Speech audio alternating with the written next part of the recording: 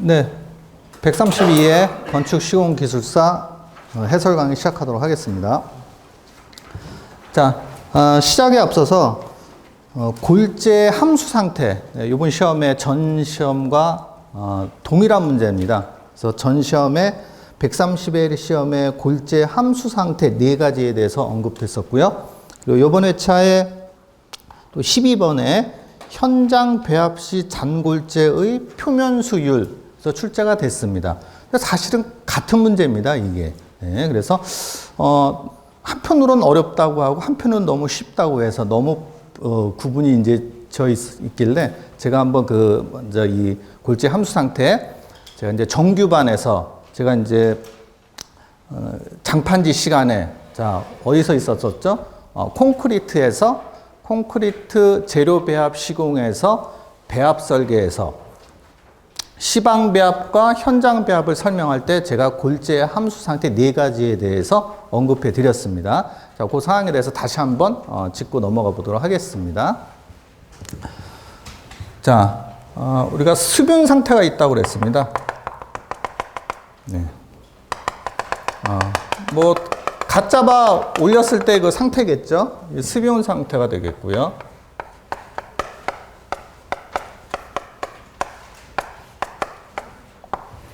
네, 이걸 일주일간 방치를 했습니다. 일주일간 방치했을 때 표면은 건조하고 내부는 포화 상태라 했습니다.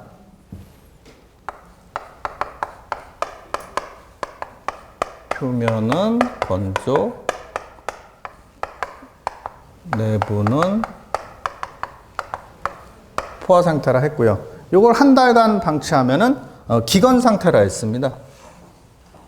네, 기건 상태. 공기 중 건조한 상태라죠. 네, 기건 상태입니다. 네, 요거를 110도, 105도 이상 110도에서 노 속에서 건조시키면은 절대 건조한 상태, 절건 상태가 된다고 했습니다. 이게 절건 상태입니다.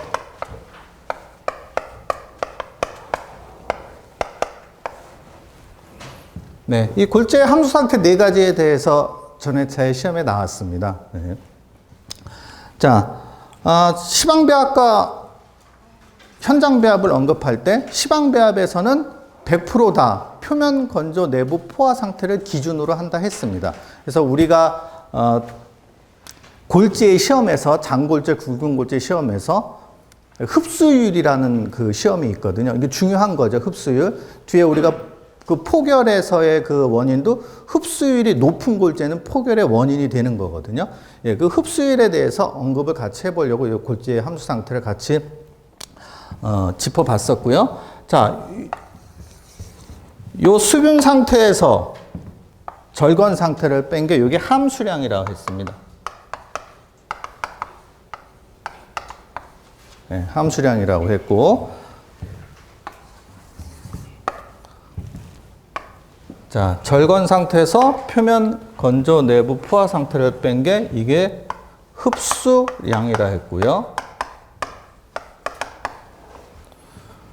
그리고 수분 상태에서 표면 건조 내부 포화 상태를 빼주면은 이게 표면 수량이라 했습니다.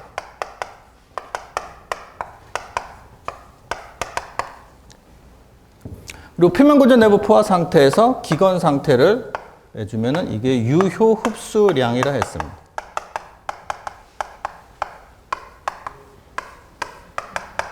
네. 그래서 우리가 그 서술반에서 우리 장판지에 있는 개념을 갖고 계시면은 그대로 풀어나갈 수 있는 문제가 아닌가. 자, 그런데 문제가 흡수량을 물어보는 문제가 아니라 흡수율을 우리가 물어본다 했습니다. 그래서 흡수율은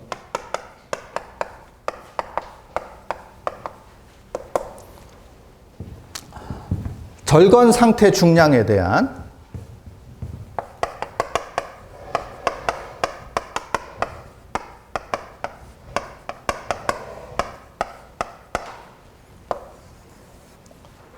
흡수량의 백분율이라 했습니다.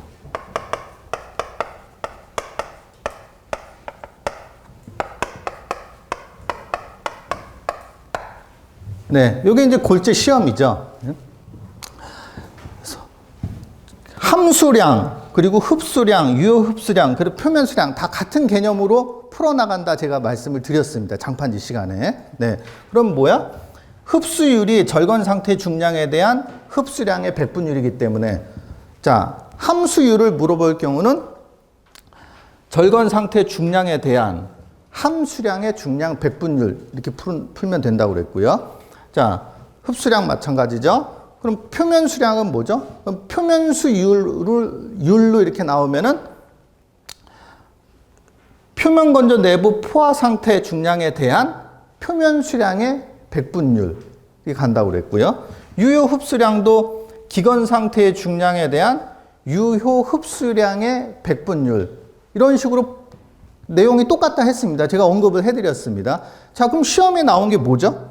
시험에 나온 게 이 표면수율이 나온 겁니다. 표면수율. 그러면 이걸 장판지 시간에 우리가 언급이 됐듯이 자, 그럼 표면수율. 자, 문제 12번이었죠. 현장 배합 시 잔골재, 굵은 골재 다 똑같은 겁니다. 잔골재의 표면수율에 대해서 물어봤습니다. 자, 그러면은 표면수율은 그럼 어떻게 되는 거죠? 표면수율은 금방 말씀드린 대로 표면 건조 내부 포화 상태에 대한 표면 수량의 백분율을 의미한다고 1번에서 정의를 써주는 거죠. 자, 그럼 2번은 어떤 그림이 필요하겠습니까?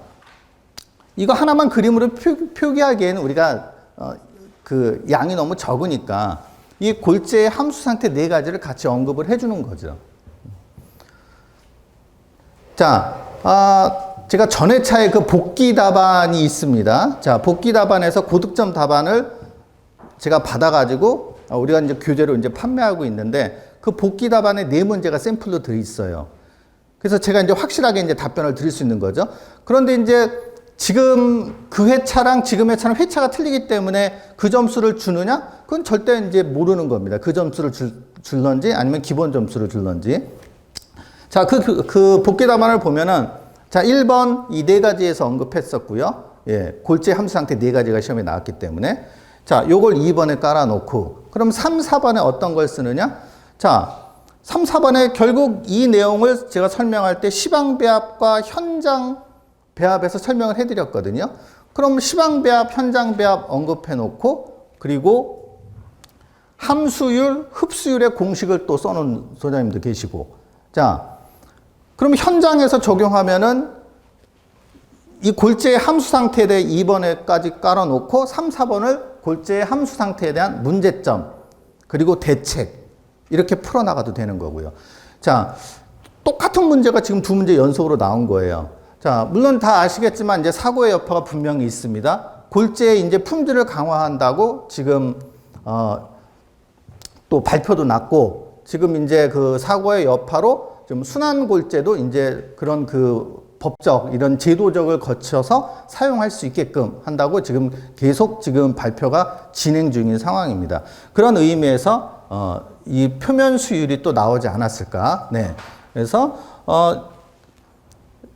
이 전에 그 골재 함수 상태 4가지 그 내용 나온 내용과 이거는 정의를 표면 수율에 대한 정의를 적어놓고 나머지 내용은 답안이 저는 똑같다고 보겠습니다. 네. 그렇게 풀어나가면 되는 문제인데, 이 문제를 안 풀어봤으니까, 똑같은 문제를 안 풀어봤으니까, 이거를 어려운 문제로 또 판단을 하는 이런 그 수험생들이 계시더라고요. 예, 절대 어려운 문제가 아니고, 장판지 수업에서 제가 말씀드린 문제인데, 이걸 어렵게 생각을 하고 계셔서 지금 먼저 언급을 해드렸습니다.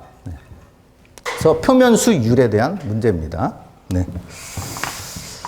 자, 1교시 한번 그 점검을 한번 해보겠습니다. 자, 이렇게 표를 보시면요. 네, 1번 시사성 문제 처음 나온 문제입니다. 자, 2번 문제 신기술 문제죠. 자, 신기술도 제가 장판지 시간에 언급해드렸죠. 1, 2차 실증 단계를 거쳐서 특허가 있고 1, 2차 실증 단계를 거쳐서 그 신기술이 특허의 상위 단계라고 했습니다. 그 심사 기준을 물어본 거죠. 우리가 정확하게 쓰고 양을 한쪽을 채우기에는 연습이 돼 있지 않으면은 조금 힘들 수도 있습니다. 네. 어쨌거나 신기술, 또 서술의 기출문제였죠. 자, 3번 연돌 효과입니다. 예. 그래서 연돌 효과, 제가 예상 문제에서도 있는 문제고, 이게 실전 모의고사에서 제가 같이 풀어봤습니다. 연돌 효과. 예, 실전 예상 문제에서 풀어봤고요.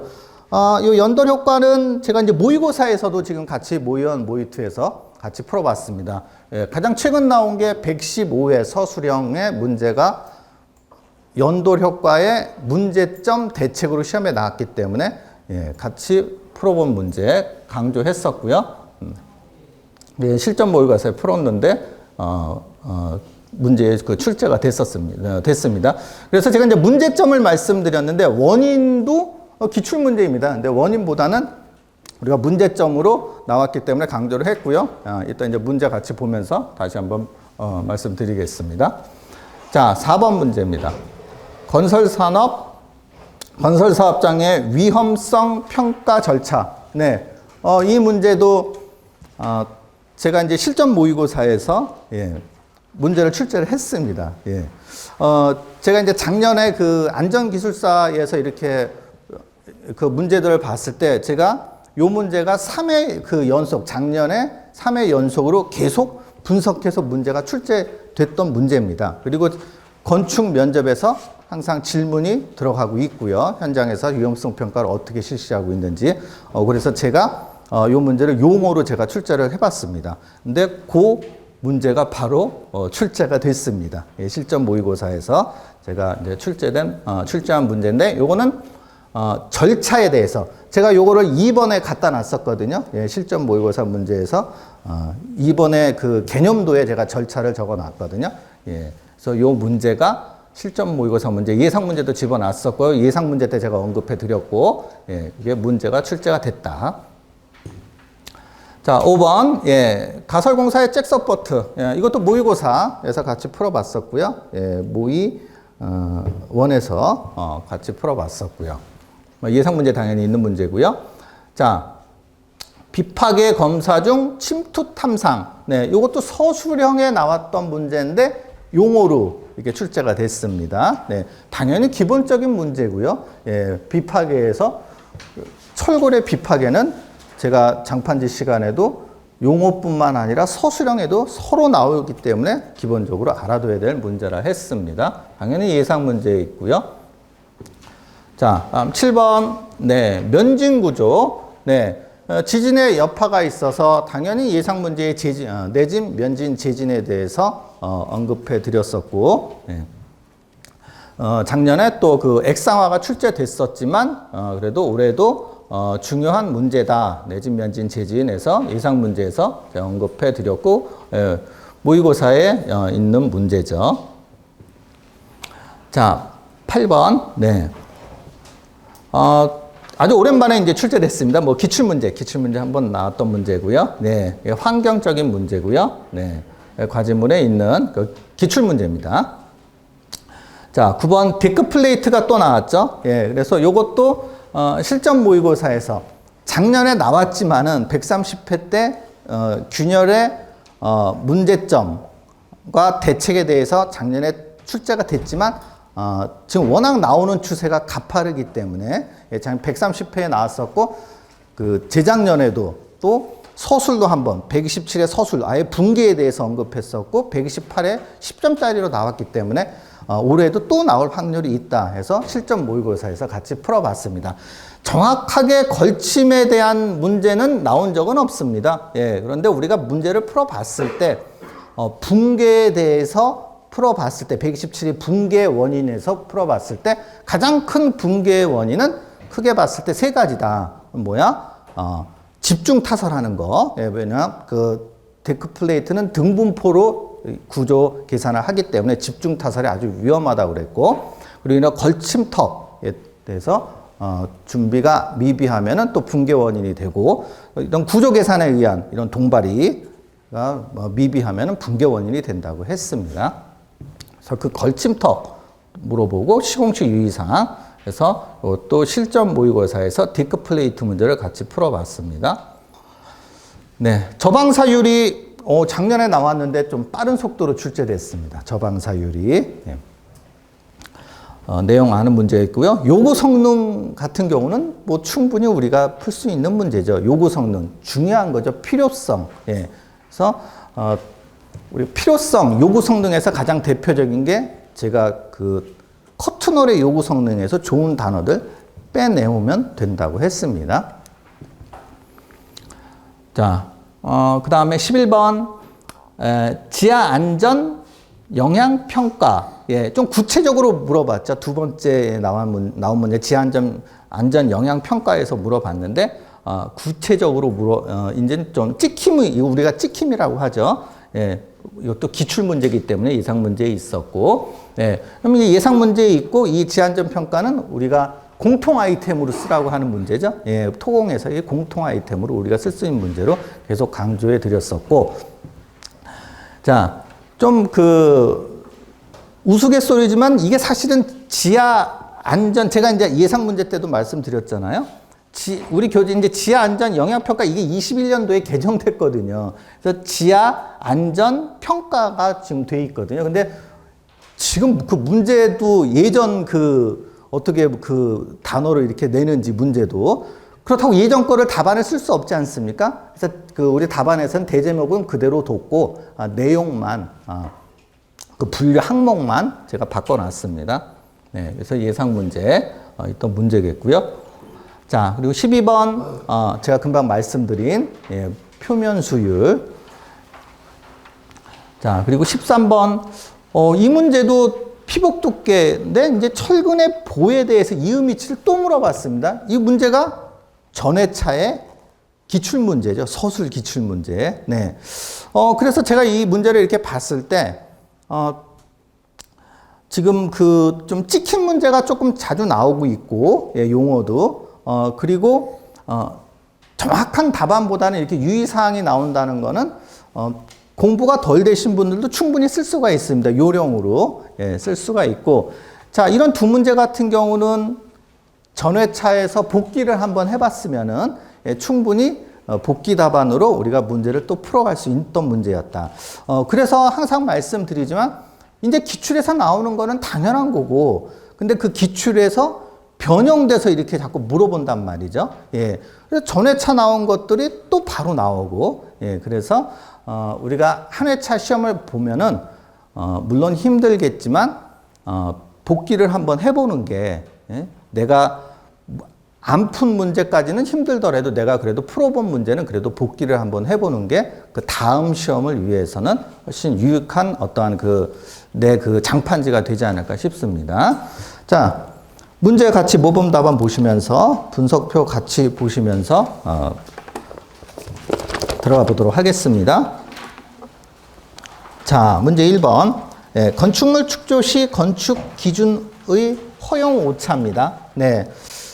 우리가 항상 문제를 풀 때 1번에 좀 쉬운 답안을 오면 그래도 안도의 한숨이 나오는데 1번서부터 상당히 스트레스 받게 한 거예요, 지금. 예. 나는 항상 말씀드리지만 모든 분들이 다 똑같다. 예. 모든 분들이 새로 나온 문제에 대한 어떠한 접근하는 거는 스트레스 받는 건 똑같습니다. 그런데 이 단어를 보고 어떻게 내가 유추를 하느냐. 내가 이 단어를 보고 어떻게 내가 현장에서 경험했던 내용들을 그냥 풀어서 우리가 한 페이지를 채울 수 있느냐. 나는 이거는 안 풀어본 거기 때문에 난 못 푼다 해서 포기하시는 분과 나는 그래도 끝까지 내가 조금이라도 아는 부분, 내가 조금이라도 허용오차를 아는 부분, 물론 이건 내가 현장 경험을 안 했지만 다양한 업무를 통해서 비슷하게 아는 부분을 채울 수 있느냐. 그게 엄청난 큰 차이가 있다. 항상 말씀드리지만. 네, 그래서 지금 이렇게 기존에 문제를 풀어본 우리 소장님들을 봤을 때 가장 선택률이 작았던 문제는 요 1번이지 않을까 싶습니다. 제 근방에서 이렇게 봤을 때요. 자, 정의 보시면은 건축법 26조에 있습니다. 대지의 측량이 건축물의 건축 과정에서 오차에 대한 허용할 수 있는 범위를 정해놓은 것이 허용 오차의 개념이고요. 이 답안에서는 그 3번에 보면은 그 이 시행 규칙의 별표 5번에 있는 사항이거든요. 그래서 이런 대지에 대한 허용 오차 기준과 건축 기준의 허용 오차 기준을 그래도 비슷하게 들어가 줘야지 답안이 완성되지 않을까 싶습니다. 네. 자, 그런데 제가 이렇게 이제 그 항목별로 이제 점수가 다 나오니까 예전에는 그런 말씀들을 많이 했어요. 다른 분들이 선택하지 않은 문제를 선택하면은 그래도 점수가 어느 정도 더 좋은 점수가 나오지 않느냐 이런 설이는 이제 많이 돌았거든요. 그런데 지금은 항목별 점수를 주기 때문에 예, 제가 이렇게 객관적으로 봤을 때는 절대 또 그렇지도 않더라 이렇게 다른 분들 선택한 문제보다 다른 선택하지 않은 문제를 이렇게 선택했을 때도 그렇게 후한 점수는 이렇게 주지 않더란. 예. 왜냐면 제가 이제 복기를 시키고 답안을 이제 항목별 점수 합격하신 소장님들 항목별 점수를 이렇게 봤을 때는 예, 제가 이제 확실히 답변이 되는 거니까요. 네. 그래서 너무나도 어려운 문제, 다른 분들이 선택하지 않은 문제를 내가 선택하려고 너무 힘쓸 필요는 없다. 예, 저는 그렇게 말씀드리고 싶습니다. 자, 문제 2번입니다. 네. 건설 신기술 선정. 이제 건설 신기술에서 한층 더 들어간 거죠. 네. 선정 시 차수별 심사 기준에 대해서 물어봤어요. 자, 건설 신기술은 최근에 나온 게 이제 서술형으로는 119회 이렇게 서술에 이렇게 출제됐었고요. 예, 정규반 때 이제 요거 이제 전통적인 계약제도와 변화된 계약제도에서 우리 장판지에 수록되어 있는 거고, 그래서 장판지 시간에 제가 언급은 해드린 내용입니다. 자, 그래서 여기서 중요한 심사 기준을 보시면 우리가 길잡이의 교재에 있습니다. 네. 업무 절차, 제가 2차의 실증 단계를 거친다는 게 이 업무 처리 절차 보시면 1차 심의 그리고 현장 실사를 통한 2차 심의가 제가 말씀드린 2차의 실증 단계를 거친다는 거고요. 자, 그럼 1차의 차수별 심사 기준, 3번의 차수별 심사 기준 보시면은, 자, 1번의 1차 심사에서는, 가장 본다는 게 신규성, 2번에 보시면 신규성, 진보성입니다. 신규성, 진보성. 우리 교재에 있습니다. 자, 신규성은 뭐야? 이게 새로운 것이냐, 기존에 있던 것이냐, 새로운 발명이 된 것이냐, 이렇게 발명의 단계로 본 게 신규성이고요. 그리고 진보성은 뭐야? 이거를 통해서 우리가 이제 공기단축을 할 수 있느냐, 공사비를 절감할 수 있느냐, 그 내용을 말하는 것이고요. 그래서 이 신규성과 진보성은 특허의 어떠한 이 기준이기도 합니다. 자, 그러면 2차의 심사사항에 보시면은 가항에 보시면은 1번에 보시면 현장의 부합 여부, 이게 현장의 적용성입니다. 과연 이 기술을 가지고 현장에 적용이 가능한 것이냐. 그래서 이 현장 적용 여부를 본다. 이게 이제 대표적인 키워드로 보시면 될 것 같습니다. 그래서 구체적인 심사 기준을 쓴다는 거는 사실은 어느 정도의 공부양 아니면 이 계통에서 이제 현장 경험이 있으시지 않으면 이것은 구체적으로 쓰기는 힘들지만 역시 이것도 계략적으로는 충분히 마지막 10번째 문제에 들어갈 수가 있겠죠. 예. 각양 개인마다 마지막 9번째, 10번째를 선택하는 문제는 다 틀릴 수가 있으니까요. 자, 문제 3번입니다. 네, 연돌 효과. 예, 뭐 당연한 거죠. 예, 중요하다고 제가 강조를 했었고, 이거 115의 서술로 문제가 나왔는데, 이제 나올 때가 됐는데 왜 이렇게 안 나오지? 제가 항상 강조해 드린 문제입니다. 그래서 제가 실전 모의고사에서도 문제를 냈었고요. 모의고사에서 문제 다 풀어본 문제고요. 예, 근데 여기서는 연돌 효과의 원인과 개선 방안을 물어봤습니다. 네. 그러니까 정의는 물어본 거 아니에요. 그러니까 정의는 우리가 써줄 수 있겠죠. 내부 온도차에 의한 어떠한 기류가 형성된다는 거겠죠. 그래서 여름철보다는 겨울철에 이 기류가 강하다 했습니다. 왜? 내부 온도차가 크기 때문에 외부는 영하 15도, 내부는 25도. 그러면 40도의 온도차가 난다고 그랬고 여름철엔 미미하죠. 여름철에는 외부는 35도, 내부는 25도. 그럼 10도 차이밖에 안 나니까 예, 여름철은 미미할 수밖에 없겠죠. 네, 연돌 효과의 원인 보면 대표적으로 기후적 원인은 당연히 실내 온도차에 의한 것이고 이번에 건축적인 원인은 당연히 실내 온도차의 그 높이가 높을수록 초고층일수록 이런 효과가 이런 원인이 더 크다 정도로 보시면 되겠고 연돌 효과의 개선 방안 네, 뭐 다들 아시다시피 뭐 4번에 문헌 회전 방풍실 방풍문 7번에 뭐 공기의 유동을 제한해야 된다. 그리고 뭐 8번 같은 말이죠. 유입을 억제시켜야 된다. 그 말은 저 12번에 보면 외피를 기밀화 시켜야 된다. 이런 단어가 들어갈 수가 있겠습니다. 그래서 예전에 보시면은 지금 이제 이렇게 불장난을 안 하는데 굴뚝의 개념을 보시면 되겠죠. 예. 그래서 지상층을 오픈구를 닫아버리면은 발생하지 않는 거죠. 예. 왜?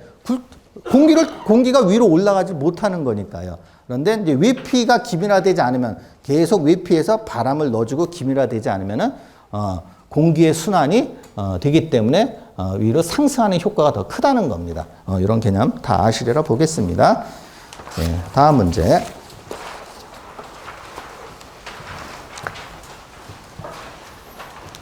네, 어떻게 이 문제가 시험에 나왔네요. 제가 그 예상 문제에서는 프린트를 드리진 못했고 예, 언급만 해드렸죠. 그래서 이제 실전 모의고사에서 제가 이 문제를 풀었습니다. 풀어드렸고, 네, 그래서 그 안전기술사에서 아주 아주 곳곳에 아주 그 서술 문제로 3번을 연속을 출제됐기 때문에 이것도 제가 이제 그 면접에서 문제가 이제 그 질문이 자주 나오거든요. 예, 그래서 출제될 확률이 크다. 지금 이번 시험에 용어로 나왔지만 이게 서술 문제로 또 출제될 가능성이 큽니다. 예, 이거는 공부를 해 두셔야 되겠습니다. 그래서 제가 언급해 드렸고 용어로 문제를 풀어 드렸고 그 용어 문제에 제가 2번의 그 평가 절차를 제가 해 드렸거든요. 그래서 모의고사를 푸신 그 소장님들은 푸는데 뭐 큰 그 어려움이 없을 것이다. 그래서 위험성 평가 예, 보시면 여기서도 물어본 게 평가 절차에 대해서 물어봤습니다. 그러니까 절차를 써줘야 된다는 거죠. 그 절차를 대제목에 언급을 해줘야 된다는 거죠. 네.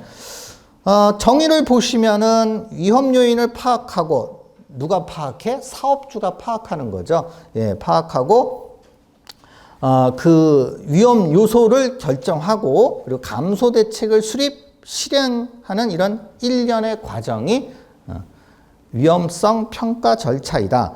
그래서 주요 내용 이렇게 그 평가 절차 보시면은 예, 사전 준비하고 유해 요인을 파악하고 흐름도를 생각하면 된다고 그랬죠.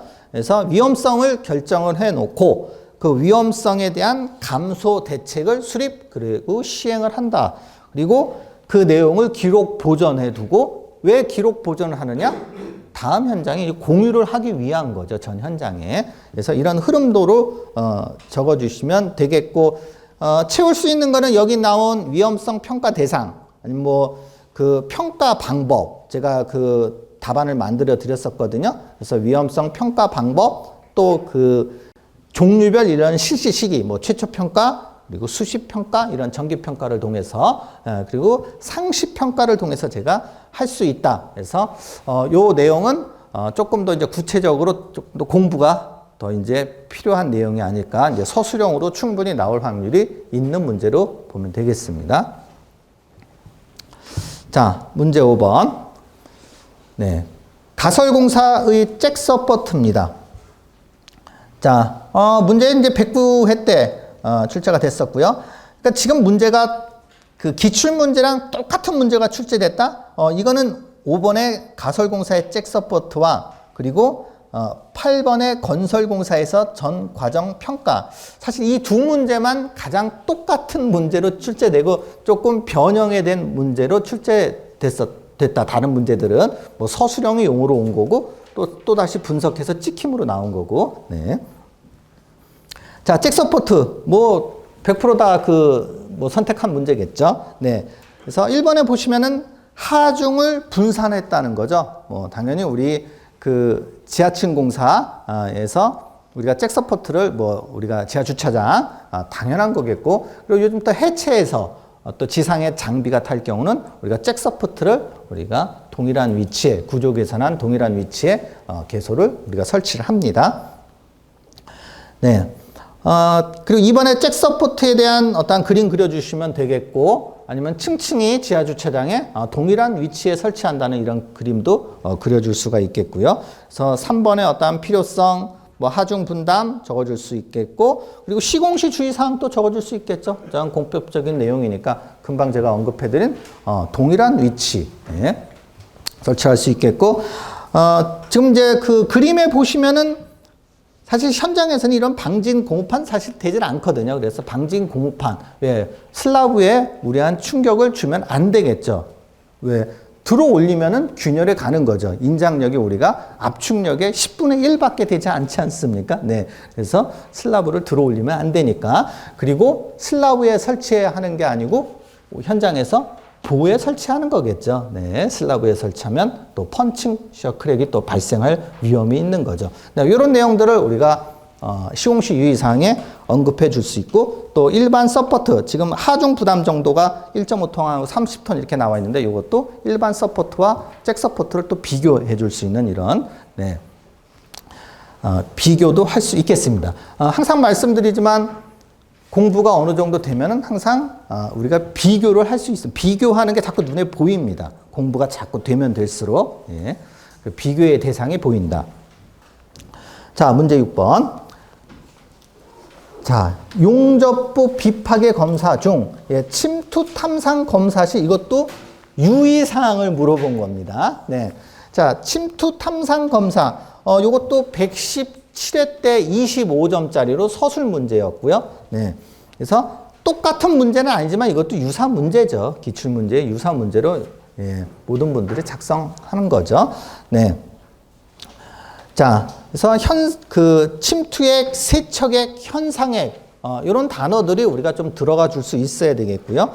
검사시 유의사항, 4번에 들어가 있죠. 네, 표면 결함에 우리가 도출될 수가 있는 거고, 우리가 이게 작업이 하기가 난해하기 때문에 이거는 어떤 이런 일련의 과정을 통해서 우리가 깨끗이 닦아줘야 되는 거기 때문에 작업이 상당히 힘들겠죠. 우리가 이 작업을 시공 순서를 생각해내면은 우리가 시공시 유의사항을 우리가 유출해낼 수가 있겠다. 그래서 검사시 유의사항을 우리가 적어줄 수 있어야 되겠고요.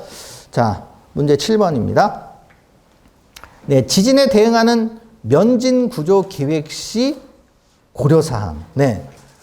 이 문제도 우리가 기출문제 110회 10점짜리 나온 거는 재진과 면진에 대해서, 그러니까 재진, 면진, 이렇게 해서 이제 시험에 나왔거든요. 포괄적으로. 근데 요건 또 찍힘입니다. 자, 그런데 우리가 면진은 뭔지 알고 있습니다. 분명히. 네. 재진, 면진, 내진, 면진, 재진이 기출문제이기 때문에 분명히 알고 있습니다. 네. 어떻게 우리가 피하는 개념, 수동적인 개념이다. 자, 정의해 보시면은, 피하고자 하는 1번에 보시면 수동적인 개념이라고 그랬습니다. 그래서 2번에 보시면 절연체를 설치해서 건축물에 전파가 되지 않는 구조라 했고요. 제가 내진, 면진, 재진 말씀드릴 때도, 지금 면진 같은 경우 우리나라에서도 합니다. 우리나라에서도, 우리 데이터 센터를 면진 구조로 하고 있더라고요. 그래서 어떠한 비용적인 면, 아니면은 지진에 대항하는 면에서 가장 우수한 게 제가 면진이라고 그랬고요. 그래서 면진, 재진, 내진 순이다. 네, 이렇게 제가 말씀드렸습니다. 자, 그럼 면진 구조 계획 시 고려할 사항이래요. 자, 그러면은 3번에 보시면은 면진 구조 계획 시 고려 사항. 자, 좀 쉬운 단어들이 보시면은 3번에 보시면은 상부 구조체 강성을 고려한다. 뭐 유추할 수 있겠죠. 네. 그리고 4번에 보시면은 지진 에너지를 흡수를 해야 된다. 네. 자, 그리고 7번에 보시면은 어떠한 비틀림에 고려를 할 수 있다. 비슷비슷하지만, 네. 그리고 8번에 보시면은 전체 강성, 어떤 질량 중심이 일치하도록 배치한다. 그러니까 요 내용들을 이렇게 읽어봤을 때 내가 분명히 이 문제를 선택할 수밖에 없단 말이죠. 열세 문제에서 열 문제니까. 예. 분명히 선택이 많았습니다. 예. 선택 안 한 분보다 선택을 한 분들이 많았으니까요. 분명히 유추해서 이렇게 쓸 수밖에 없는 문제다. 왜? 이거는 계획식 고려사항을 물어봤기 때문에. 그래서 충분히 4-5개 정도는 이렇게 쓸 수 있고, 그 다음에 다른 내진과 아니면 재진과 어떠한 그 비교 설명도 해주고 이런 문제로 한쪽을 채웠을 것이다. 네. 그거에 대한 어떠한 답안의 평가는 이제 채점관한테 가 있는 거죠. 뭐 기다려 봐야 되겠죠. 네. 다음 문제요.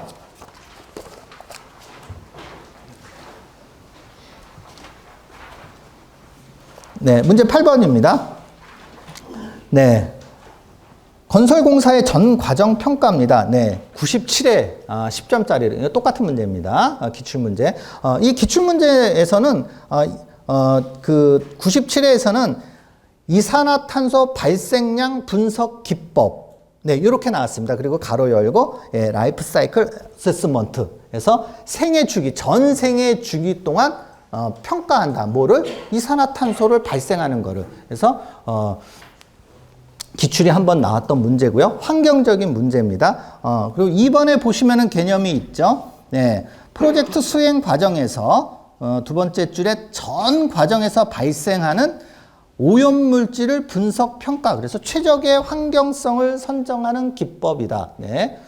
그래서 이 개념, 이산화탄소 발생량 분석 기법이라는 개념을 알고 있으면은 분명히 이거는 1번의 정의, 이 내용을 유추해서 쓸 수가 있습니다. 네. 그리고 이거는 기출문제였고요. 네.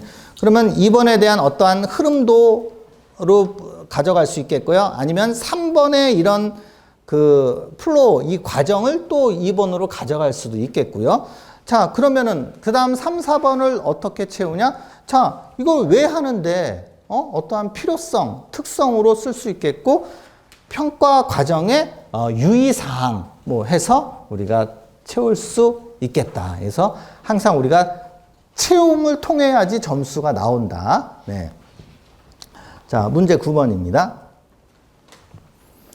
자, 데크 플레이트 겹침 길이와 시공시 유의사항. 물론 똑같은 문제 기출되진 않았습니다. 그래서 앞서 언급해 드렸듯이 기출 문제 보시면은 작년에 130회 때 25점짜리로 서술에 나왔었고요.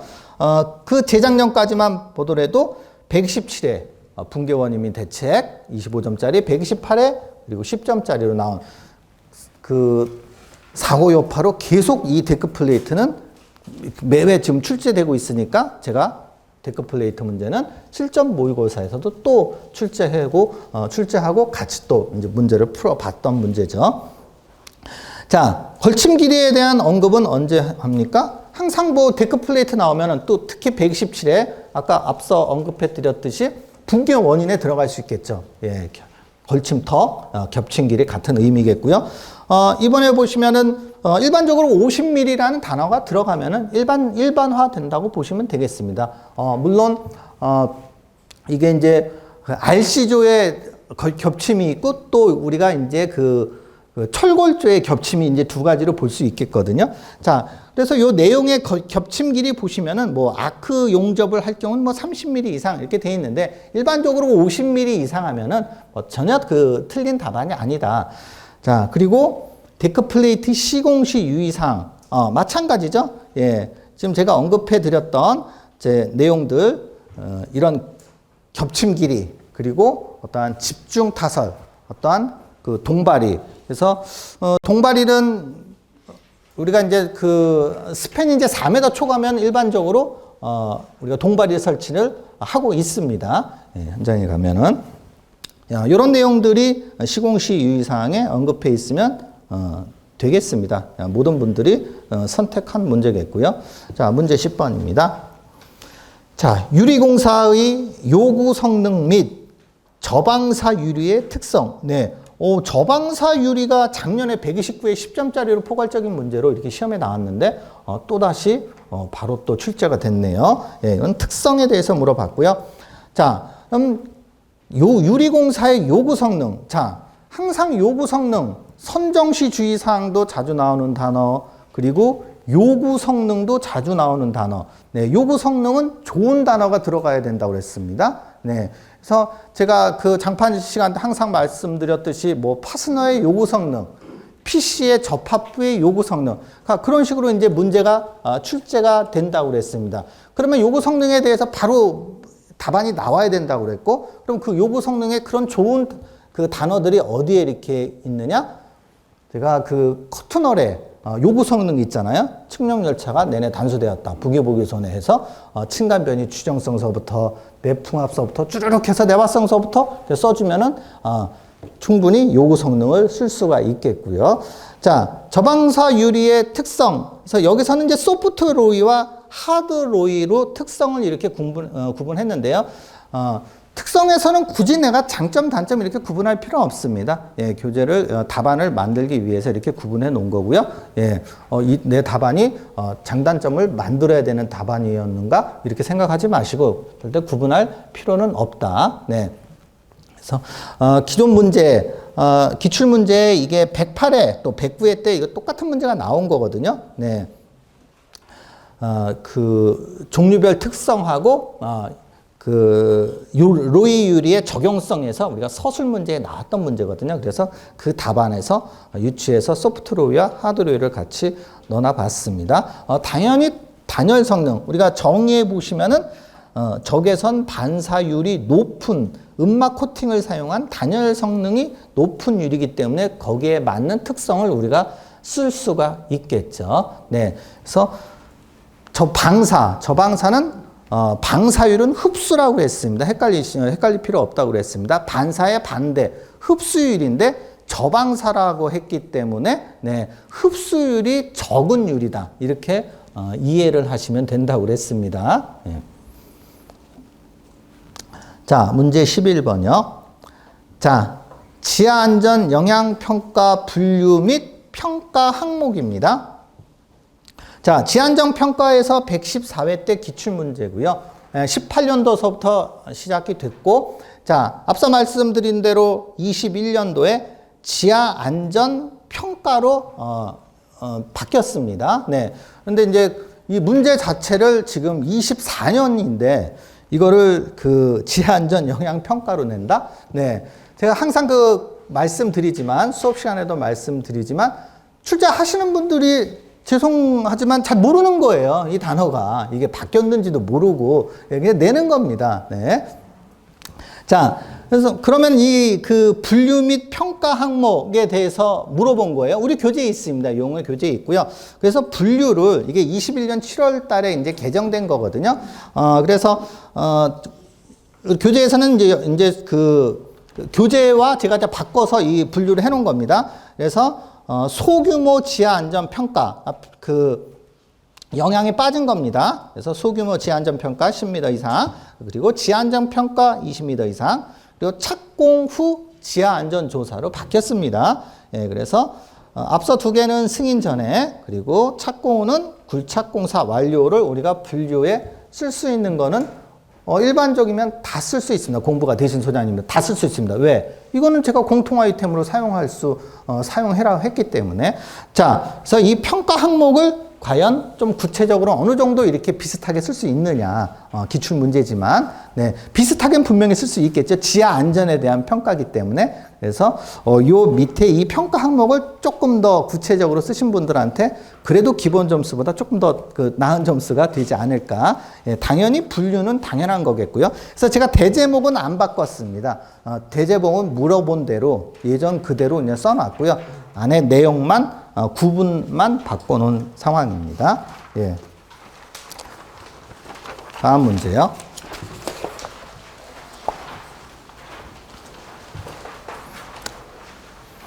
자, 앞서 시작할 때 제가 답답한 나머지 이 표면수율에 대해서 언급을 해드렸습니다. 네. 앞서 말씀드렸듯이 131회 골재의 함수 상태 4가지와 똑같은 문제로 보시면 된다고 그랬고요. 자, 물어본 거는 표면수율에 대해서 물어봤기 때문에 아까 말씀드렸듯이 표면 건조 내부 포화 상태 중량에 대한 표면 수량의 백분율을 정의해 쓰시면 되겠습니다. 그리고 2번 골재 함수 상태, 수변 상태, 표건 상태, 기건 상태, 절건 상태를 언급해주면 2번이 채워줄 수 있겠고요. 자, 이거는 이제 그 답안을 만들기 위해서 좀 어렵게 이렇게 써놨습니다. 예. 그래서 뭐 다 채울 수도 없고 이거 쓸 수도 없습니다. 제가 말씀드린 대로 장골재, 이 표면수율 아니면 흡수율에 대한 공식도 언급해 줄 수 있고 시방배합, 현장배합 언급해 줄 수 있고 현장 적용 시 이런 유의사항, 표면에 물이 많으면 안 되니까요. 흡수율이 큰 골재는 포결의 원인이 된다고 했습니다. 예, 표면수율이 많으면 우리가 상식적으로 특징을 우리가 빼낼 수 있는 겁니다. 그런 의미에서 우리가 3, 4번은 우리가 채워나갈 수 있다는 거죠. 예. 그래서 131회와 같은 문제를 네, 어려워하더라. 그래서 제가 앞서 시작할 때 언급을 해드렸고요. 자, 당연히 이제 구체적으로는 처음 나온 문제죠. 예. 그런데 우리가 유사 문제가 나온 거죠. 전회 차에. 자, 마지막 문제 13번입니다. 자, 보철근 조립 시 피복 두께, 예, 피복 두께. 자, 모의고사에서 시험 봤고요. 및 이음 위치. 자, 이거는 전회차 문제에서 철근의 그 이음에 대한 사항에서 물어봤었고요. 이음 위치 결정 시 유의사항, 그리고 이음 방식 중 기계식 이음 방법의 종류, 그리고 기둥과 보의 철근 이음 시 적정 위치, 이렇게 해서 그 문제가 서술 문제에 나왔던 문제입니다. 근데 그 문제가 또 용어로 나온 겁니다. 네. 피복 두께 물어봤으니까, 네, 피복 두께, 보만 쓰면 안 되잖아요, 우리가. 그래도 채워줘야 되니까, 피복 두께 기준 우리가 언급해서 쓸 수 있겠고요. 그래서 이음 위치는 응력이 작은 곳에서 이음을 한다. 그래서 우리 장판지의 이음, 압축축에 둔다 했습니다. 네. 상부는 중앙부, 하부는 단부. 벤트는 하지 않지만 이론상으로 벤트는 4분의 L 지점에서 둔다. 이 정도 그림 그리면서 체험을 하면 될 것으로 보겠습니다. 자, 이렇게 해서 1교시를 한번 봐봤는데요. 네. 항상 이제 문제를 처음 이렇게 그 시험을 보고 대할 때는 상당히 어려워 보입니다. 어떤 문제도. 물론 공부가 양해도 또 마찬가지입니다. 처음 보시는 분들 아니면 공부가 되신 분들도 맨 처음에 우리가 시험 볼 때는 시험을 그 시험장에서 맞닥뜨릴 때는 이게 어려워 보이거든요. 근데 이제 어떠한 이런 그 총평도 듣고 총평도 보고 해설 강의도 듣고 자꾸 이렇게 보다 보면은 상당히 쉬워 보이는 이런 그 느낌도 받으실 수가 있습니다. 문제들이 이런 문제였네. 이 정도 충분히 쓸 수 있는 문제였네. 그래서 우리가 그거를 극복해야 되는 게 상당히 그 중요한 겁니다. 우리가 시험장에서. 그래서 우리가 모의고사에서 그런 연습을 하는 거고, 다른 분들의 답안까지 이렇게 보면서 우리가 조금 더 또 첨삭까지 하면서 우리가 구체적 답안으로 우리가 가는 이런 과정을 이 모의고사에서 하기 때문에 모의고사가 그만큼 중요하다 이렇게 보시면 되겠고요. 자, 1교시에 보시면은 지금 선택을 많이 하지 않은 문제가 1번이 가장 많은 선택을 하지 않았고요. 그리고 똑같은 문제의 기출은 잭서포트와 건설공사의 전과정 평가, 이 문제만 똑같지 나머지 문제들은 거의 유사나 비슷한 문제들이 분명히 있다. 그래서 충분히 우리가 3문제를 버리고 우리가 10문제를 선택할 수는 있다는 거죠. 네. 그래서 당연히 이것도 마찬가지입니다. 얼마를 뽑느냐에 따라서 점수의 향방이 우리가 틀려질 것이다. 네, 당연한 말입니다. 자, 이제 2교시 보도록 하겠습니다. 네, 2교시를 봤는데 그 문제가 별로 마음에 안 든다고 했습니다. 나와서 점심시간에 이렇게 보냈는데 뭐 문제가 있다고 나오죠? 뭐 해갖고 이렇게 톡을 보내더라고요. 네, 자 1번입니다. 유로폼에 대해서 물어봤습니다. 유로폼. 유로폼도 우리 현장에 계신 분이면 우리가 쉽게 접하는 게 유로폼입니다. 그래서 현장에 시공에서 계신 분들이 그냥 이래저래 우리가 쓸 수 있는 문제다. 가장 쉽게 접근해서 쓸 수 있는 문제다. 기출은 아니지만 분명히 쓸 수 있는 문제다. 현장에 계신 분들은. 자, 2번 선택이 가장 적은 문제로 보시면 되겠고요. 자, 3번 문제, V가 지금 많은 지금 그 출제가 되고 있습니다. 기존의 기출 문제를 또 섞어서 우리 그 과제물에서 지금 우리 과제물에서 냈던 문제겠고요. 그리고 제가 강조했습니다. 계약금액 조정. 네, 계약금액 조정하면서 여러 가지 뭐 건설공사비 지수서부터 표준시장 단가서부터 같이 언급해주면서 모의고사에서 계약금액 조정 모의1에서 용으로 제가 풀었었고 물가변동과 계약금액 조정에서 모의고사에서 서술 서브도 같이 만들어 봤습니다. 예, 지금 상당히 그 물가 상승 때문에 지금 그 이슈화가 되는 문제니까요. 예, 그래서 선택할 수밖에 없는 문제겠죠. 그리고 타일공사가 또 바로 나왔습니다. 네. 그래서 오픈타임, 하자원인가 방지대책, 당연히 예상 문제였던 문제겠고요.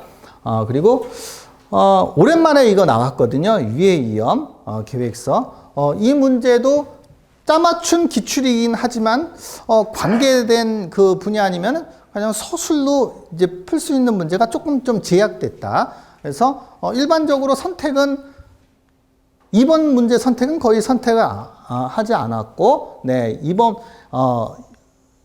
문제보단 오히려 이런 그 거푸집에 대한 이런 유로폼의 문제가 훨씬 6번보다는 훨씬 많았다. 그래서 선택은 2번이 가장 낮고, 그리고 6번 문제보다는 1번 문제가 선택을 더 많이 했더라. 네, 이렇게 보시고, 나머지 문제는 당연히 선택할 수밖에 없겠죠. 자, 문제 같이 보도록 하겠습니다. 네, 문제 1번입니다. 예, 아주 자세히도 만들어 놨습니다.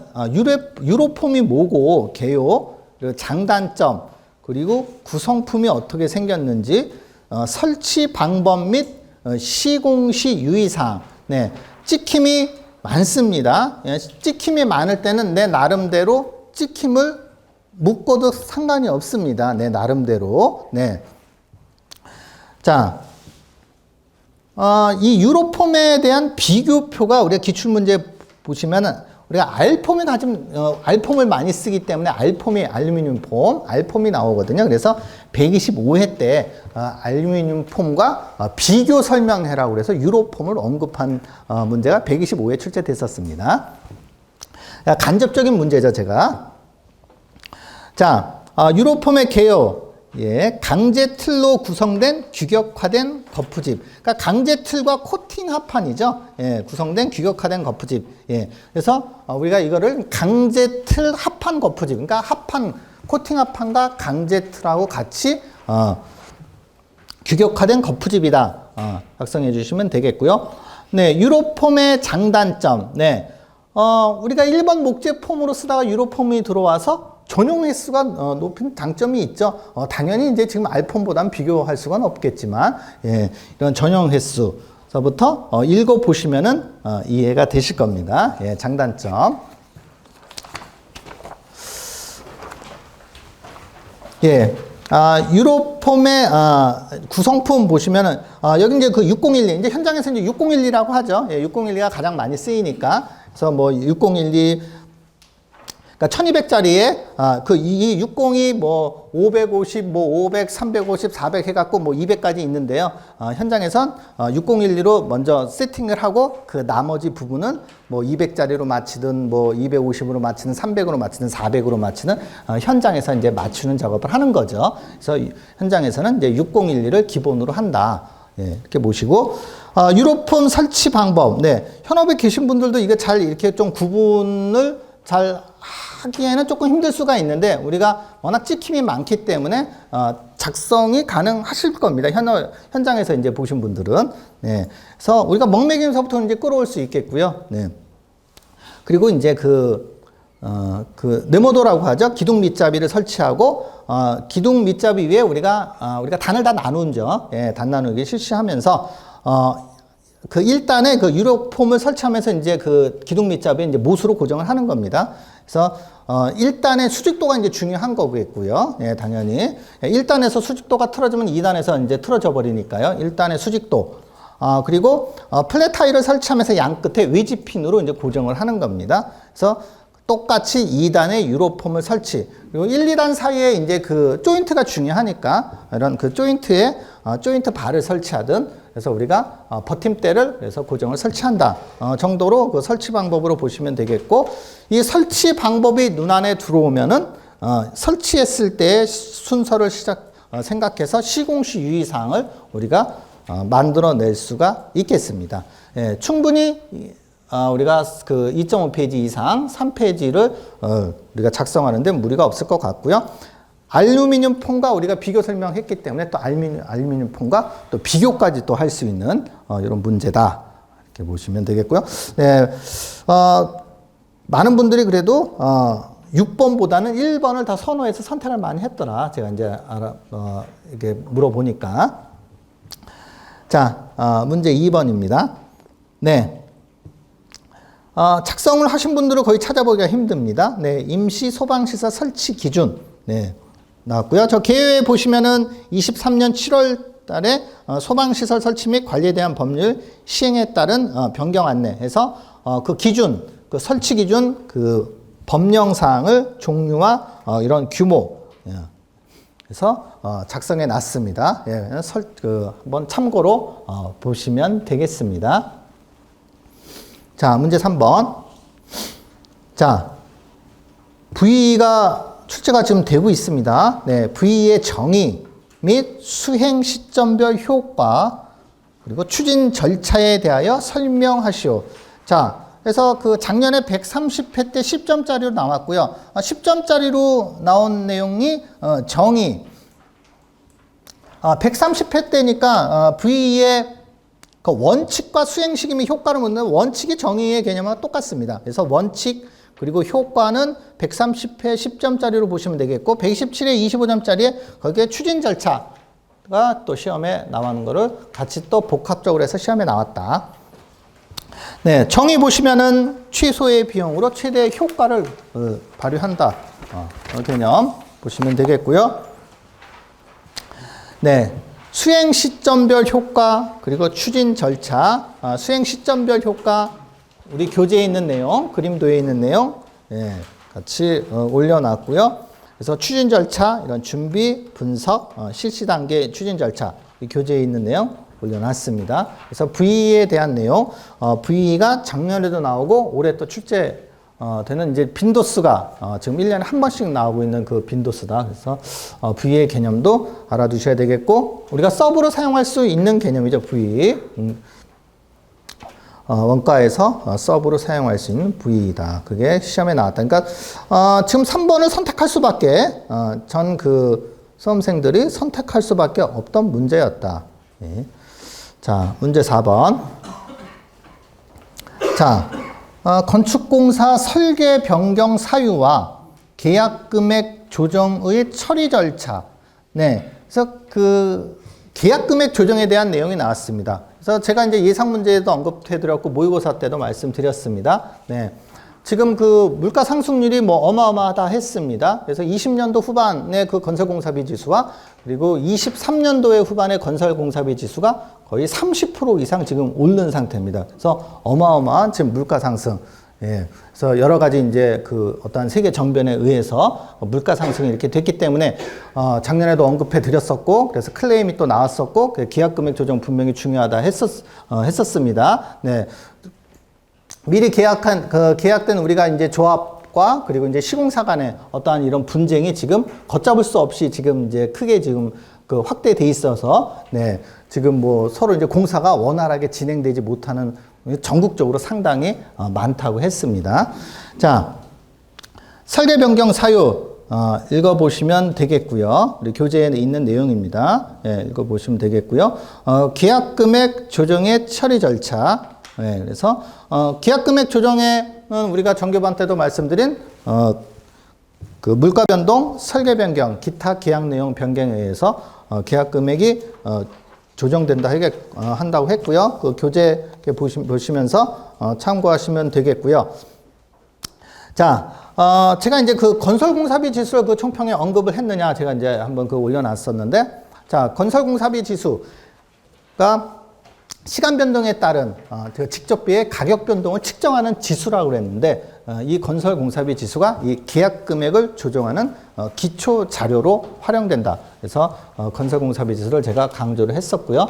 이 건설공사비 지수로 표준시장 단가하고 또 연관이 되기 때문에 그래서 이런 직접비와 어떤 그 재료비와 경비의 이런 보정을 생산자 물가지수에서 건설공사비 지수로 바뀌었다. 23년서부터. 그래서 이런 그 연관된 내용. 그래서 계약금액 조정이 나와도 건설공사비 지수를, 건설공사비 지수가 나와도 계약금액 조정을, 그리고 예전 가격이 나오면, 표준시장 단가가 나오면 예전 가격의 작성 기준이 표준시장 단가거든요. 그래서 표준시장 단가가 나와도 예전 가격을, 예전 가격이 나와도 표준시장 단가를. 그래서 표준시장 단가에서 그 개정사항을 제가 말씀드렸었죠. 그 장판지 시간에. 네. 그래서 23년 1월 1일서부터 개정됐다고 그랬습니다. 그래서, 개정 주기를 2년에서 1년으로. 그리고 제가 언급해 드렸죠.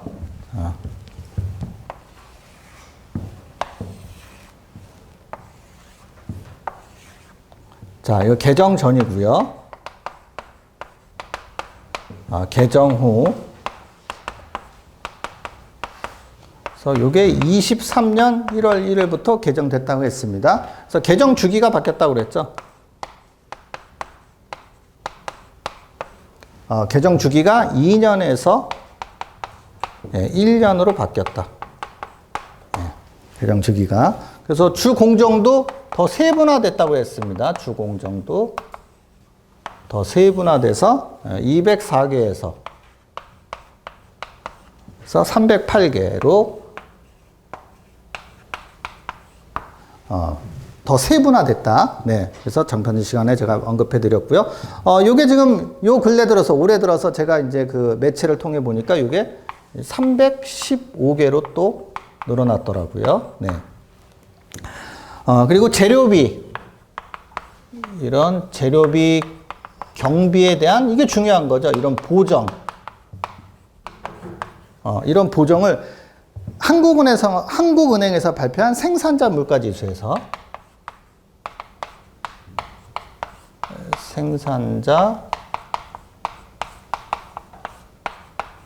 생산자 물가지수에서 건설공사비 지수로 바뀌었다.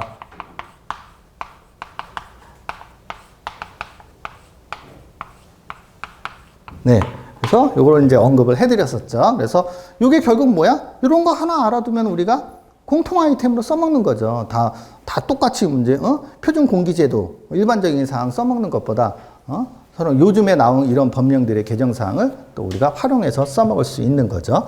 그래서 표준시장 단가가 나와도 건설공사비 지수를 언급해 줄 수가 있는 거죠. 그래서 표준시장 단가는 또 표준품셈하고 또 비교 대상이 될 수 있는 거고, 물론 제가 표준시장 단가도 그 수정할 내용이 있다고 했습니다. 자, 언급해 드린 게, 우리가 그 근접한 선진국 일본 같은 경우는 우리가 장비 때 현장에서 장비를 쓴다 했지 않습니까? 현장에 장비를 썼을 때 1시간을 쓰면은 우리들은 1시간 0.10이 돼 있는 거예요. 우리의 그 표준시장 단가에는. 근데 일본 같은, 우리가 현장에서는 1시간 썼다고 1시간 비용만 주면 되겠습니까? 안 되지 않습니까? 장비를 썼으면 0.5를 줘야 되잖아요. 그리고 0.6을 사용했으면 1.0을 줘야 되는 거고. 그래서 그게 아직 표준시장 단가에 반영이 안 됐다고 합니다. 그래서 일본 선진국 같은 경우는 그렇게 반영이 돼 있다고 합니다. 그래서 그런 부분도 미비한, 이런 미비한 내용도 있다. 그래서 그런 것들을 제가 언급해 드렸고,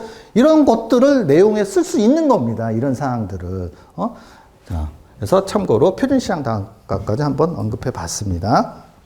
그래서 건설공사비 지수를 넣어놨고요. 이건 교재에서 바뀌어야 되는 거죠. 15년이죠. 예, 한국은행 산업연구협회와 생산자 물가지가 15년을 기준으로 하는 거고, 그걸 100으로 봤을 때. 그래서, 한국은행에서 발표하는 시중 노임 단가가 없기 때문에 대한건설협회 시중 노임 단가를 토대로 자료를 분석해서 매월 말일에 인터넷에 공지한다. 건설기술연구원에서요. 네, 그 정도 내용도 들어가면 되겠고요. 자, 문제 5번입니다.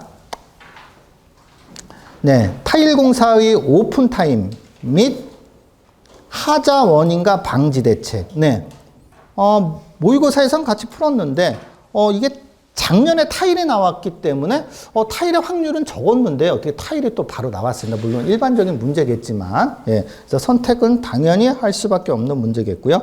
자, 여기서는 오픈 타임 및 이시니까 이 오픈 타임을 그냥 넘어가면 안 되겠죠. 오픈 타임이 뭔데? 하고 언급을 해줘야 되겠죠. 제가 접착 강도가 발현되기까지의 어떠한 한계 시간이라고 제가 말씀드렸죠. 그래서 오픈 타임을 언급하고 그 다음에 하자 원인과 대책으로 우리가 풀어나가야 되는 거겠죠.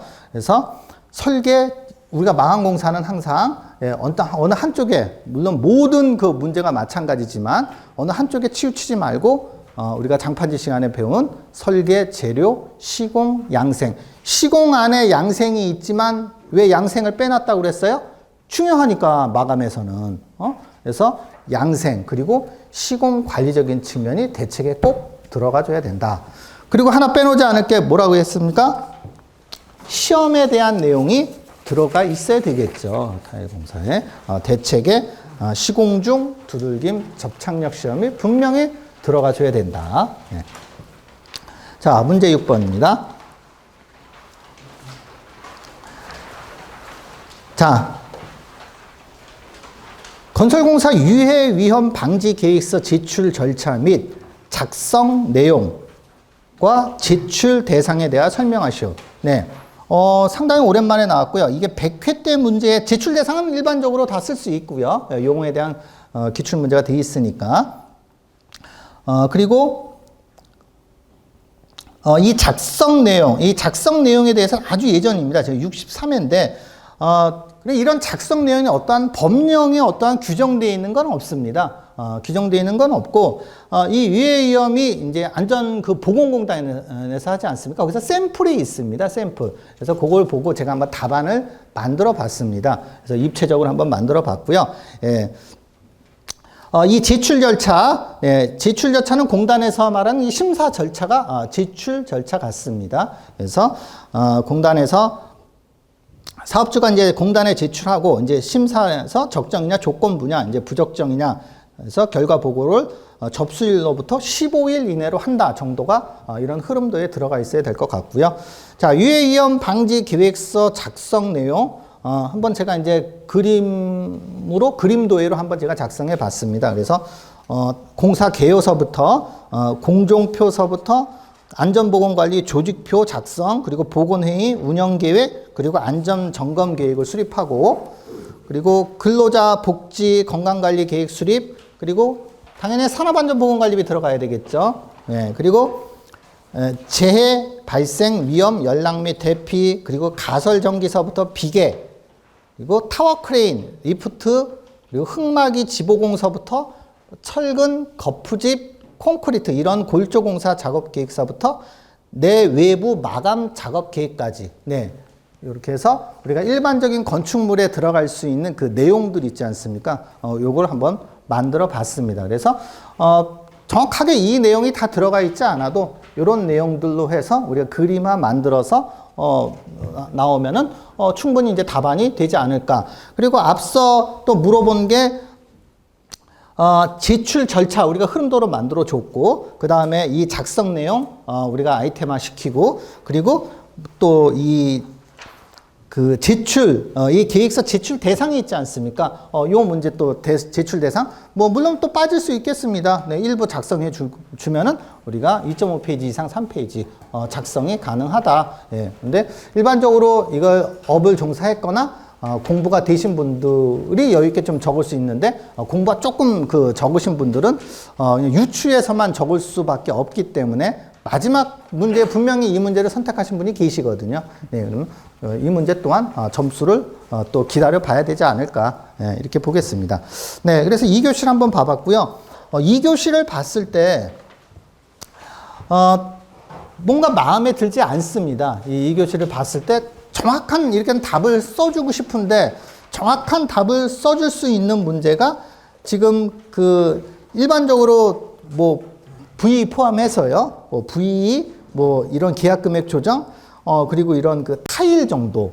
그리고 타일이 가장 구체적으로 답안을 작성하는 거고, 또 V도 조금 고개를 저을 수 있고, 이 계약 금액 조정도 고개를 저을 수 있고, 유로폼과 유해이염도 확실히 좀 확실한 답변이 안 될 것 같고, 하지만 모든 분들의 어떠한 그 생각은 똑같다는 거죠. 제가 이렇게 물어봤을 때도. 그러니까 나만 그렇지 않은 거다. 그러니까 그 너무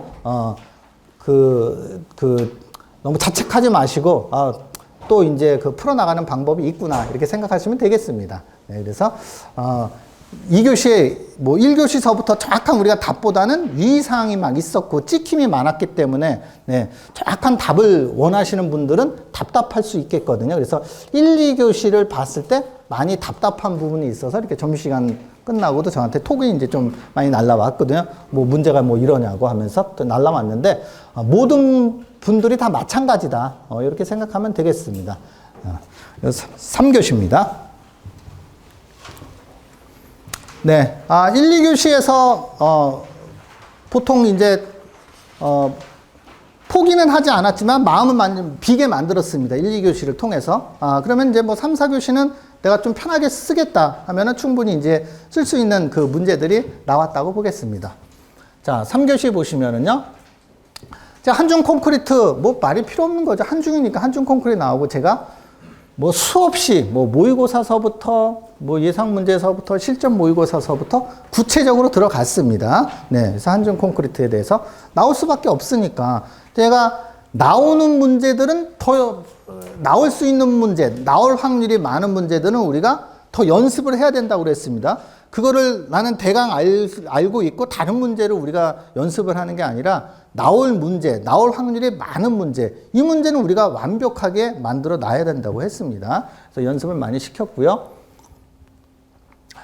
그리고 그 현장 타설에 대한 문제가 오랜만에 이제 출제됐습니다. 현장 타설. 이건 종류별이니까 아주 더 오래된 거죠. 네. 그래서 예상 문제 당연히 있던 문제고, 다 모의고사에서 풀어봤고요. 그리고 복합방수도 또 오랜만에 나왔습니다. 방수 문제가, 전회차에 의해서 또, 방수 문제가 또다시 또 출제가 됐습니다. 네. 충분히 풀어나갈 수 있는 문제겠고요. 이것도 운반 시간이 초과됐다? 운반 시간의 관리에 대한 문제가 출제됐으니까 유사 문제로 보면 되겠고요. 콘크리트 문제니까 우리가 풀어나갈 수 있는 문제로 보면 되겠고요. 이 백화는 예상 문제에서부터 모의고사에서 같이 우리가 언급해서 서버 작성한 문제입니다. 그래서 백화, 모든 분들이 다 선택할 수 있는 문제고, 자, 모든 분들이 1번에서 5번까지를 선택하기 때문에, 이 6번은 거의 선택률이 거의 낮았다. 예, 이렇게 보시면 되겠습니다. 자, 문제 보겠습니다. 3교시.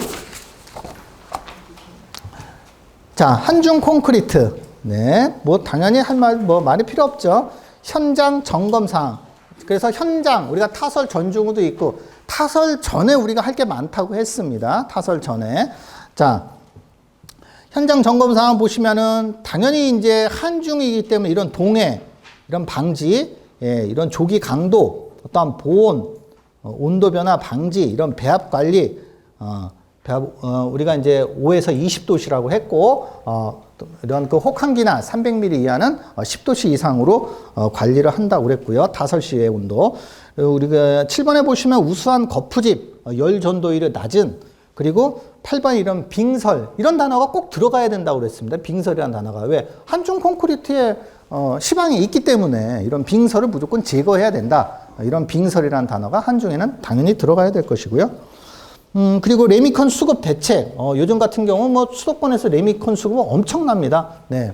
그래서 항상 그 여의도에 계신 그 현장에 계신 분들이 제일 힘들다고 그러더라고요. 여의도가 들어오기가 상당히 힘들다고 그럽니다. 네. 그래서 레미컨 수급 대책이 그만큼 중요하다. 그래서 타설 장비, 어떠한 인원, 또 그리고 현장 내 가장 도심지를 생각해서요. 현장 내 이런 가설 도로, 어떤 펌프카 세팅까지, 그리고 이제 그 어떠한 민원, 어떠한 신호수, 어마어마합니다. 타설 전에 우리가 준비할 게, 다 작성할 수 있겠고요. 초기 동해 방지 대책. 우리가 구체적으로 이 문제가 129회 그리고 126회 첫 시험은 계속 나오고 있는데요. 129회에서는 문제가 한중 콘크리트 시공시 주의사항과 양생에 대해서 물어봤었고요. 그리고 126회에서는 똑같이 한중 콘크리트 시공시 주의사항과 그리고 거기서는 또 구분했어요. 초기 양생, 보온 양생, 현장 품질 관리. 그 시방에 있는 대로 다 분류해 버렸거든요. 그래서 그거 제가 이제 모의2에서 같이 풀면서 좀 구체적으로 이제 같이 한번 언급해 드렸고요. 자, 초기 동해이기 때문에 양생에 좀 초점을 맞춰서 양생에 대한 내용들 이렇게 언급했고요. 그리고 이제 제가 이제 강조한 어떤 온도도 제가 강조를 좀 했었습니다. 그래서 일반적으로 우리가 이제 노출됐을 때 5메가파스칼을 우리가 기준으로 하거든요. 그래서 5메가파스칼을 기준으로 했을 때 우리가 그 소요 강도 확보 시까지 5도씨 이상을 유지하고 소요 강도 확보 후에는 2일간 0도씨 이상을 유지해라. 이게 이제 시방서 개정 때 그 단위 수량이 개정될 때 22년도 그 9월 1일 날 단위 수량이 올라갈 때 그런 그 온도에 대한 개정도 된 내용들을 제가 언급을 했고요. 그리고 뒤에 보시면은 그 적산 온도가 빠지면 분명히 안 된다고 했습니다. 예, 적산 온도가 꼭 들어가 줘야 되겠죠. 한중 콘크리트 양생에서 적산 온도가 빠지면 안 되죠. 자, 모든 분들이 선택했습니다. 제가 실전 모의고사도 같이 풀었고. 자, 문제 2번. 요거는 이제 답안에 어떠한 그 중제목이 좀 필요한 거겠죠. 요런 제가 그 모의고사 2에서도 이제 기출문제를 풀면서 제가 123회 문제에서 이런 그 기출문제를 풀었거든요. 123회 문제에서 답안의 유형을 조금 잡는 연습을 해봤습니다. 왜? 물어본 것들이 너무 많아서 그때는 CIP, SCW, 슬로리얼 공법의 그 장단점하고 설계 시공시 고려사항을 이렇게 물어봤거든요. 그래서 답안 유형을 레이아웃 잡는데 상당히 힘들어 했거든요. 그런 문제를 제가 한번 모의2에서 문제 풀려봤거든요. 예. 요 문제도 마찬가지입니다. 요 문제도 현장 타설 콘크리트 말뚝. 우리가 이제 모의고사에서는 현장 타설 콘크리트 말뚝에서 문제를 풀어보거든요. 현장 타설 콘크리트 말뚝에 대한 문제점과 대책에 대해서. 그럼 제가 이제 우리가 RCD를 기준으로 해서 제가 작성을 하라고 하거든요. 모의고사 때는. 자, 여기서는 보시면은 현장 타설 콘크리트 말뚝 공법별 특징 및 중점 품질 관리 사항이에요. 그러니까 말뚝에 대해서 다 언급을 해달라고 하는 거예요. 자, 그 말뚝에 대해서 언급하면은 우리가 그 장판지에 봤듯이 관익공법, 굴착공법, 프리팩트 콘크리트 파일이 있어요. 자, 그런데 우리가 그 관익공법, 제가 이제 그 종류만 그래도 암기하라고 그랬잖아요. CF 모델을 써서 PRRA 해갖고, 예? 뭐 컴프레서, 심플레스, 레이먼드 파일 해갖고, 제가 암기를 시켰지 않습니까? 예, 이것까지 언급해줄 의미는 없습니다. 예, 왜 다른 거가 뭐야? 우리가 RCD, 그리고 베노토, 그리고, 어스들이 표현이 돼 있고, 자, 이 안에서는 사실 PRD는 빠졌는데, PRD도 언급해줘도 괜찮습니다. PRD. 요즘 이제 그 RCD보다는 PRD를 많이 하니까요. 예, PRD까지 언급해주면 되겠고, 그리고 CIP, PIP, MIP를 언급해주면 되겠습니다. 그러니까 이런 많은 양을 언급해줄 때는 과연 이거를 내가 레이아웃을 과연 어떻게 잡을 것이냐. 분명히 각각의 경우, 공법별 특징 및 품질 유의사항으로 물어봤기 때문에 여기서는 제가 각각의 경우로 RCD의 특징 및 시공시 유의사항 이렇게 풀어봤었는데 전체의 특징을 같이 잡을 수 있고 전체의 또 시공시 중점 품질 관리사항을 전체의 개념으로 잡을 수도 있습니다. 그래서 이런 그 레이아웃 잡기가 좀 힘든 답안이었다. 그러나 선택할 수밖에 없는 많은 분들이 또 선택을 했다. 모의고사에서도 같이 했으니까. 그런데 공법별 특징이기 때문에 한 가지만 하면 절대 안 된다. 이거는 다수의 현장 타설 말뚝에 대해서 언급을 해줘야 되겠다. 그래서 보시면 되겠고요. 다음 문제요.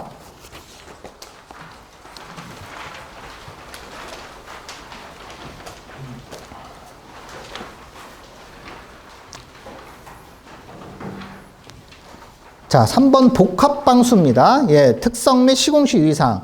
자, 복합방수 88회 이 복합방수가 나오고 복합방수라는 단어가 지금 이렇게 그 출제가 안 됐었는데 복합방수라는 단어가 출제가 됐고요.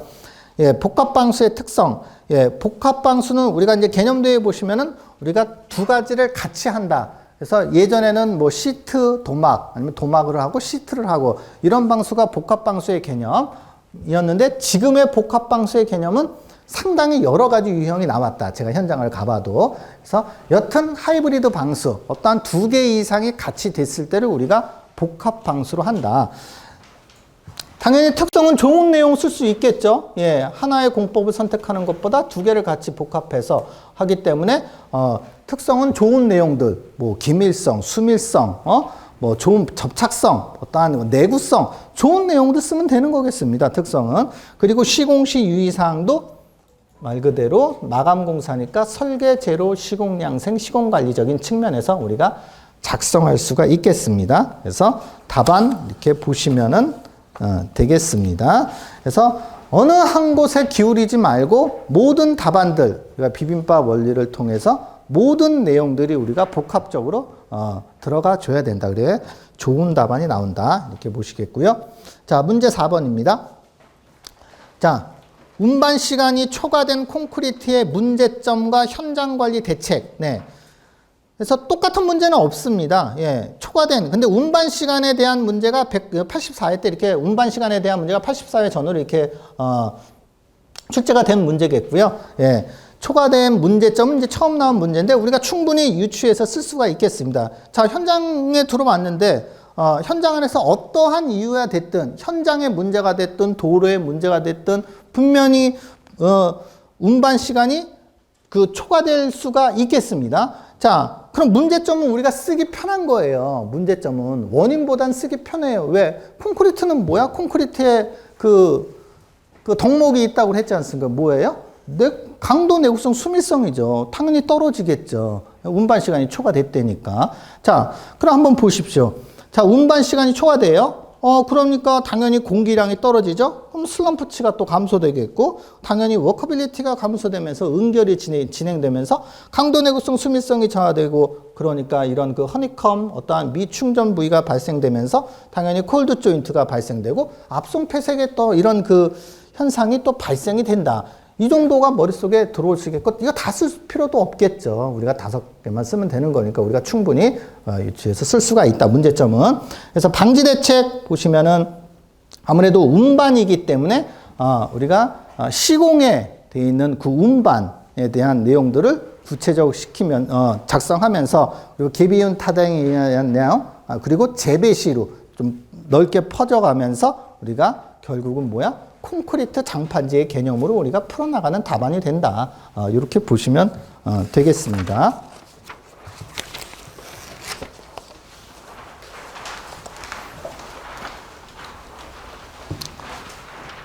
자, 문제 5번입니다. 네, 뭐 106회 때 문제랑 거의 또 흡사합니다. 이건 조족조, 백화, 현상 및 방지 대책. 네. 여기서는 백화 현상 및 방지 대책이잖아요. 우리가 그 문제를 푼 우리 소장님들이 저한테 이제 물어보니까 그냥 무의식적으로 원인을 쓰는 거예요. 백화의 원인을. 원인 대책으로 이렇게 가신 소장님도 계신 거예요. 네. 어쨌거나 원인 대책으로 가도 백화에 대해서 어떠한 언급이 돼 있으면은 기다려 봐야 되겠죠. 예, 항상 앞에서 개념도든 아니면은 엑스트라든 백화를 분명히 언급하고 그 다음에 원인으로 넘어갔거든요. 그래서 기다려 보시는 게. 자, 백화. 제가 정규반 때 말씀드렸죠. 그 백화의 종류. 1차 백화, 2차 백화가 있었고, 예, 이런 시멘트의 가용 성분이 외기에 균열된 부부에 노출이 되면서 증발해 버리고 남은 이산화탄소와 결합해서 하얀 백화, 침전물이 생기는 게 1차 백화라고 그랬고, 2차 백화는 양생된 이후에서도 또 어떠한 수분의 침투에 의해서 다시 재융해돼서 2차 백화가 발생된다고 했습니다. 그래서 백화의 어떠한 개념, 당연히 이 공식, 탄산화 공식 들어가야 되겠고요. 백화의 방지 대책, 설계, 재료, 시공, 양생, 시공 관리. 그리고 이거는 일반 구조물의 백화가 아니고 조족조의 백화기 때문에 그래도 조족조에 대한 어떠한 냄새가 날 수 있는 아이템이 있으면 좋겠습니다. 어떠한 줄눈에 대한 내용들 들어가 줄 수 있겠고요. 그럼 우리가 빗물을 막아야 되는 거죠. 균열을 방지하고 빗물이 들어오는 것을 막아야 되고, 어떠한 발수제를 도포를 또 해야 되고, 그런 내용들이 설계제로 시공양생, 시공관리적인 측면으로 작성하면 되겠습니다. 자, 1번에서 5번까지 이렇게 보면은 이 중에서 네 문제를 선택하는 거는 뭐 당연한 그 결과로 보시면 되겠고요.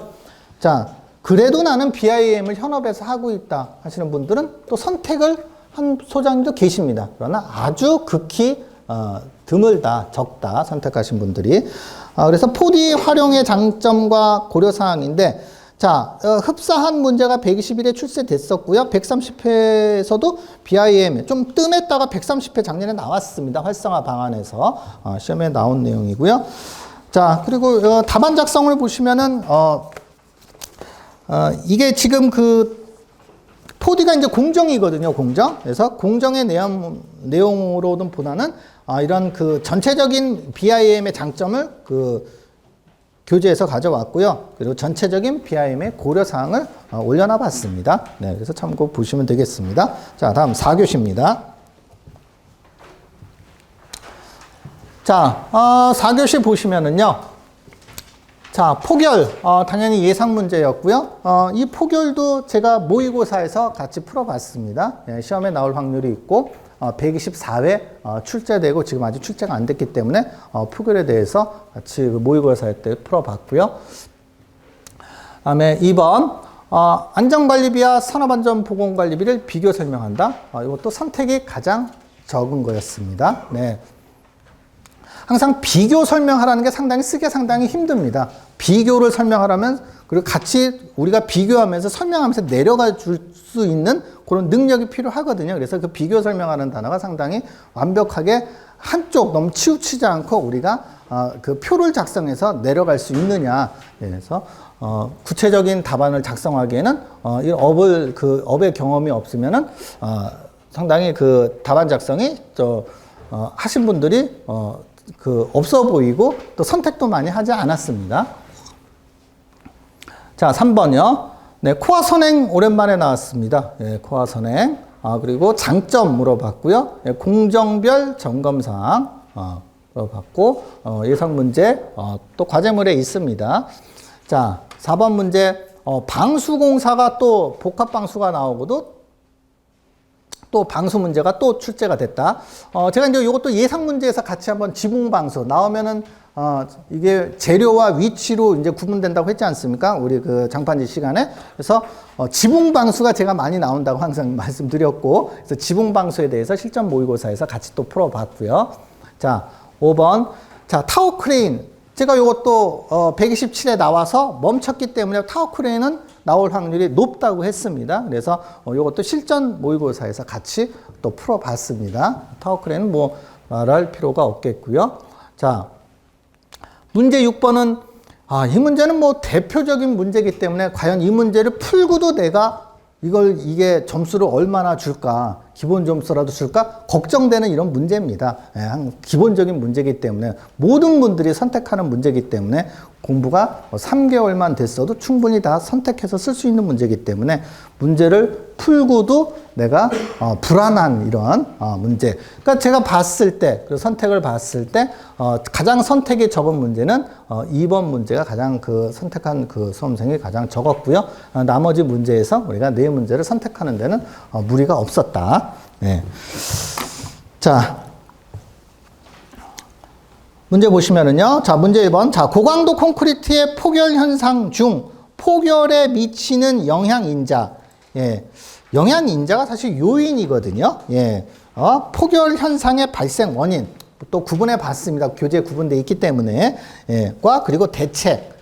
자, 포결에 미치는 영향인자. 네, 이런 화재서부터 구조, 골재의 종류, 이런 영향인자. 예. 이런 개론적으로 이제 접근이 된 거죠. 그리고 포결의 발생 원인은 우리가 비포결 콘크리트의 내용이 있습니다. 예. 급격한 고온, 높은 함수율, 이런 치밀한 조직이 메커니즘이 되겠고요. 여기에 흡수율이 큰 골재 아까 제가 말씀드렸죠. 그리고 내화성이 약한 골재 정도 들어가면 되겠고 포결의 대책은 우리가 직접적 대책과 간접적 대책으로 구분할 수 있겠는데요.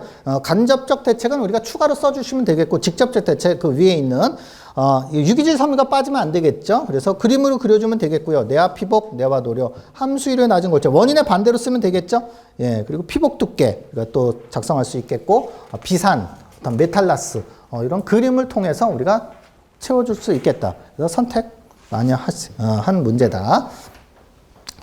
자, 이제 2번입니다. 네, 안전관리비 그리고 산업안전보건관리비를 비교 설명하시오. 네, 안전관리비는 127에 10점짜리로 나왔고요. 그리고 산업안전보건관리비는 113회 때 현재 건축시공에 나온 게 113회 때 25점짜리로 나왔습니다. 네, 그래서 비교 설명. 네, 개요에 보시면은 건진법이자 안전관리비는 네, 시설물의 안전을 위한 비용 그리고 2번 산업안전보건법상의 산업안전보건관리비는 근로자의 재해에 대한 비용이다. 그래서 그 비교 설명 보시면은 목적이겠고요. 법령 말씀드렸고 금액은 우리가 요율 제가 암기시킨 거 제가 동영상 보시면은 제가 암기시켰죠. 그래서 요율 그리고 이런 실비를 적용한다. 안전관리비는. 그래서 사용 가능 항목도 제가 이제 그 동영상으로 보신 소장님들은 제가 암기를 시켰고요. 예, 요 오른쪽의 내용도 이제 그 117회 그 용어로 나온 내용입니다. 그래서 작성하신 분들은 상당히 극히 적다. 예, 이렇게 보시면 되겠고요. 자, 문제 3번입니다. 자, 코어 선행 109회 때 문제 나왔고요. 코어 선행 장점 쓰라 했습니다. 그리고 공종별 점검사항. 그래서 장점 코어 선행 할 때의 장점 작성했고요. 네. 그래서 대부분의 우리가 그 고층공사는 지금 코어 선행이 진행 중에 있고요. 코어 후행도 시험에 나왔지만 코어 후행은 제가 이렇게 물어봐도 많이 이렇게 그 진행되는 그 공사가 없더라고요. 그래서 코어 후행까지 나왔는데 코어 선행이 나왔을 때 비교표 정도만 활용할 수 있겠고요. 예, 코어 선행 장점, 예, 이거 보시면 되겠고요. 공종별 점검사항, 거푸집 설치, 타령, 클라이밍, 요거 이제 그림도에 있는 문제로 우리가 제가 이제 올려놨고, 예, 그 안에 보시면은 그 5번에 그 엠비드 플레이트가 설치가 빠지면 안 되겠죠. 그래서 그 코어 후행과 어떤 비교 같이 해봤습니다. 자, 문제 4번. 자, 지붕층 방수공사 시공 계획 시 고려 사항입니다. 네, 찍힘이 하나네요. 찍힘이. 네, 우리가 이제 풀어 써야 되는데 찍힘이 하나입니다. 자, 제가 방수공사 지붕층이면 제가 이제 또 실전 모의고사에 제가 또 같이 풀어봤고요. 네, 그래서 방수는 지붕 방수가 가장 또 중요하다 했고, 예, 자 시공 계획 시 자 고려 사항 보시면은 자 옥상에 대한 파라펫에 대한 그림서부터 자 파라펫 프레싱 처리, 파라펫 그 로프 드레인 그리고 방수 치켜 올림, 5번에 프레싱 처리, 6번에 바탕 처리, 옥상이니까 굽에서부터 그다음에 방수층의 밀실, 그리고 재료 선정, 그리고 구조체 변형 방지, 동해 보호층, 그리고 바탕 건조, 그리고 신축 줄눈과 관통서부터 그리고 그 테스트까지, 네, 기계 마감까지 같이 언급해 봤습니다. 이런 모든 내용들 설계 재료, 시공 양생, 시공 관리적인 측면으로 우리가 풀어 나가면 되겠다. 자, 문제 5번이요. 자, 타워 크레인 지금 강조했었고요. 자, 설치, 운전, 해체 시 유의사항이에요. 자, 결국 뭐야? 이 운전이 뭐예요? 운영이죠, 운영. 그래서 제가 정규반 때 말씀드렸잖아요. 자, 설치, 운영, 해체 시 장판지에 있지 않습니까? 그래서 설치 시에는 우리가 기초 시공하고 배치 계획이 중요하니까 빠지면 안 된다고 했고, 그리고 운영 시, 그리고 해체 시 유의사항 구분해서 작성할 수 있어야 되겠고, 그 내용 그대로 나왔습니다. 네.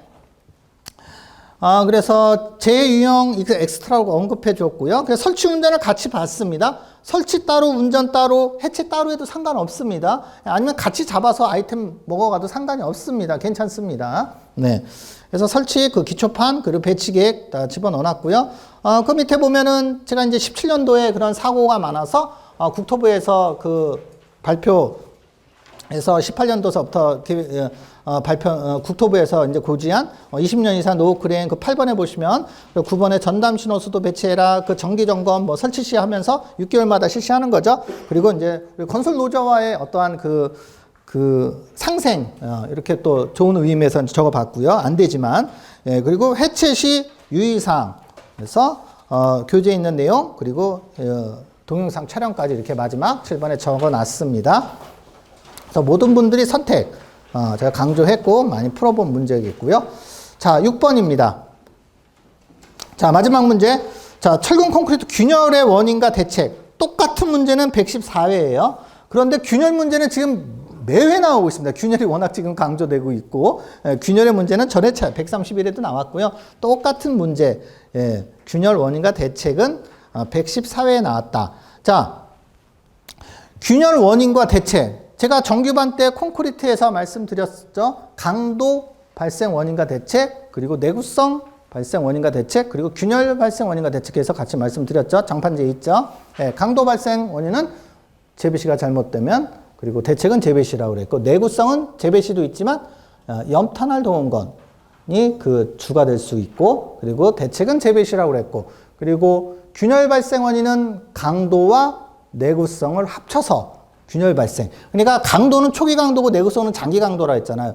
초기 강도의 원인과 내구성, 장기 강도의 원인이 합쳐서 원인이 된다고 그랬고 대책은 재배시라고 그랬습니다. 네. 자, 그러면 균열 발생 원인 보시면은 뭐 재료서부터 뭐 배합서부터 시공 그리고 염탄할 게 다 들어갈 수 있어야 되겠고요. 당연히 이제 그 답안을 만들다 보니까 많이 작성했는데 이렇게 많이 작성할 필요가 없겠죠. 원인 5개면 충분하겠고요. 자, 뒤에 대책 보시면은 재료 배합 시공으로 그리고 뭐 철근 거푸집 당연히 균열 발생 원인에 그 철근 거푸집 들어갈 수가 있겠죠. 대책에. 그래서 시험까지 그리고 균열 검사까지 엑스트라로 집어넣어서 이 시험을 마무리하면 되겠습니다. 자, 그래서 4교시를 봤을 때요. 지금 선택하신 부분들이 2번 문제는 거의 선택을 많이 안 했고요. 나머지 5문제에서 4문제를 선택하는 거는 큰 무리가 없었다. 네, 이렇게 보시면 되겠습니다. 자, 같이 이제 1교시에서 4교시까지 같이 그 해설 강의를 같이 짚어봤습니다. 그래서 결론은 뭐냐? 지금 발표 날 때까지 다음 우리가 그 과정을 다시 바로 그 공부를 시작해야 되는 건 당연하겠고요. 자, 2월 28일 날 발표 그리고 4월 6, 7일, 7, 8일경에 우리가 건축이 이제 그 면접을 봅니다. 그래서 지금 시간 별로 얼마 남지 않았습니다. 그래서 지금 발표 날 때까지 내가 또 부족한 부분 또 점검해서 풀어보셔야 될 거고요. 자, 모의원에서 처음 오신 소장님들은 모의원에서 다음 수업, 쉬는 시간 갖고 다음 수업 바로 시작해야 될 것이고요. 그래서 모의원 수업을 수강하고 아니면 다음 수업을 진행하신 분들은 저랑 뭐 상담을 원하시면 저랑 이제 날짜를 맞춰서 그 상담을 해주시면 되겠습니다. 어쨌든 이 시험은 몇 명을 우리가 합격을 시키느냐 그거에 따라서 점수의 향방이 달려져 있습니다. 그래서 그 합격률이 많아야지 우리가 점수가 올라가는 거지 점수에 너무 구애를 받지 말고 점수가 그리고 우리가 3개월 했을 때 전체적인 점수가 우리가 목표한 점수가 우리가 중반 50점 중반 점수 아니겠습니까? 전후반이 나왔냐 안 나왔냐 그런 그 내가 목표한 점수가 나왔냐 거기에서 의미를 부여하시고 많은 공부를 하셨을 경우는 내가 50점 후반에서 내가 어느 정도 자신감을 갖는 점수가 나왔다 하면 그 점수에 나온 점수를 가지고 이대로 이제 또 다른 좀 분석을 하면서 공부를 진행해 나가면 되겠습니다. 네, 그래서 아무쪼록 여기서 멈추지 말고 계속 그 과정에 따라서 진행하면 좋은 결과가 나오길 충분히 나올 수 있다 보겠습니다. 자, 다음 시간 쉬는 시간 갖고 다음 수업 진행하도록 하겠습니다. 수고하셨습니다.